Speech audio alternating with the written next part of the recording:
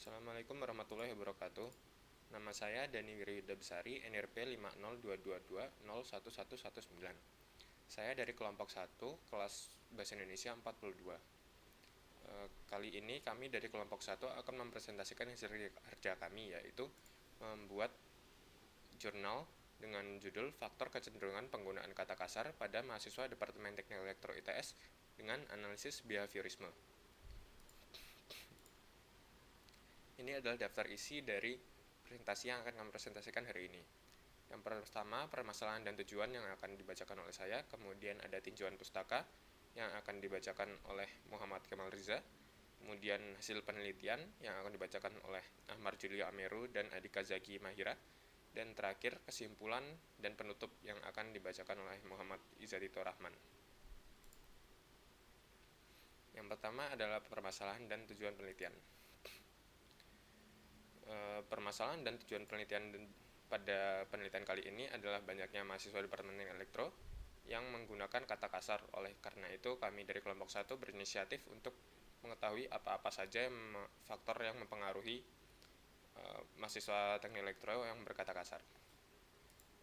Kemudian akan dilanjutkan oleh teman saya. Terima kasih. Perkenalkan, nama saya Muhammad Kemal Riza dengan NP 50312011087.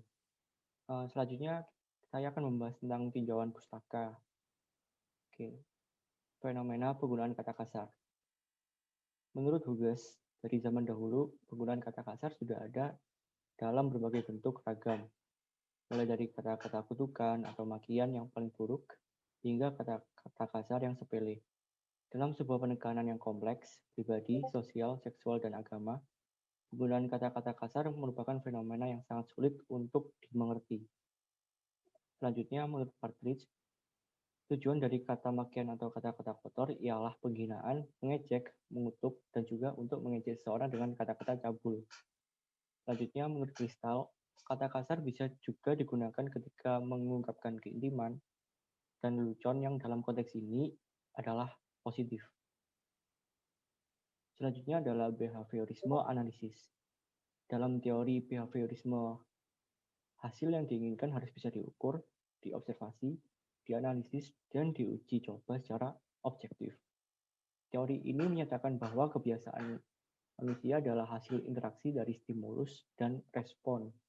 Dalam teori behaviorisme, dengan hubungan stimulus-respon, seseorang akan diberikan pembelajaran pasif individu. Kemudian dengan menggunakan metode pelatihan, sebuah kebiasaan yang spesifik akan dianalisis. Kebiasaan yang terbentuk akan semakin kuat ketika diberikan hadiah, ketika dilakukan, dan akan menghilang jika diberikan hukuman. Baik, selanjutnya saya akan menjelaskan tentang hasil penelitian yang kami lakukan dengan menyebar kuesioner melalui Google Form. Pertama-tama, perkenalkan nama saya Ahmad Julio Ameru dengan RP 50222201063. Pertama, saya ingin menginformasikan bahwa kami menggunakan bahasa yang tidak formal pada pertanyaan di kuesioner yang kami sebar, agar para responden atau teman-teman kami dapat mengisi dengan lebih santai dan nyaman. Berikut adalah pertanyaan dan hasil dari kuesioner kami. Pertama-tama, kami menanyakan umur dari responden dengan jawaban terbanyak, yaitu berumur 18 tahun, dengan persentase 52,6%. Yang kedua, kami menanyakan jenis kelamin dari responden, dengan jawaban terbanyak berjenis kelamin pria dengan persentase 84,2%. Selanjutnya, yang ketiga, kami menanyakan asal daerah dari responden, dan responden menjawab dengan sangat bervariasi, mulai dari Kota Bandung, Kota Batam, Kota Kudus, Gresik, Pekalongan, Surabaya, dan Malang. Kemudian, kami menanyakan apakah responden pernah mendengar kata kasar. Dengan jawaban terbanyak ialah pernah, dengan persentase 100%. Selanjutnya akan dijelaskan oleh teman saya. Baik, sebelumnya perkenalkan nama saya Adika Zaki Mahira dengan nomor NRP 5022 201055. Hasil pertanyaan dari kuesioner kami setelahnya adalah di mana responden biasa mendengarkan kata kasar. Mayoritas dari responden menjawab pada tingkat pertama itu di sekolah dengan nilai sebesar 36,8%, dan pada tingkat kedua itu di tongkrongan dengan nilai 31,6%. Selanjutnya adalah apakah responden nyaman mendengarkan kata kasar? Mayoritas menjawab biasa saja karena sudah sering mendengarkan kata kasar, dengan nilai sebesar 73,7%. Ke pertanyaan selanjutnya adalah frekuensi responden menggunakan kata kasar. Mayoritas menjawab sering dengan nilai sebesar 68,4%. Di pertanyaan selanjutnya, kami menanyakan pandangan dari responden akan definisi dari kata kasar. Di sini bisa dilihat mayoritas dari responden sudah memahami bahwa kata kasar dapat disimpulkan berbau negatif. Ke pertanyaan selanjutnya adalah alasan dari responden menggunakan kata kasar.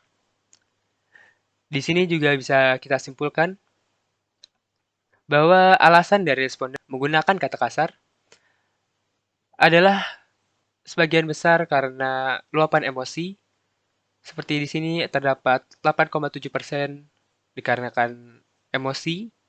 Lalu ada 4,31% karena kesal. Lalu ada lainnya saat lagi marah.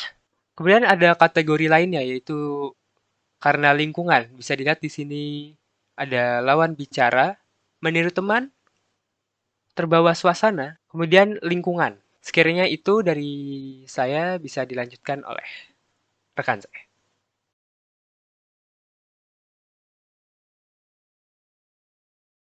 Selanjutnya adalah pada bagian kesimpulan. Sebelumnya, izinkanlah saya memperkenalkan diri saya terlebih dahulu.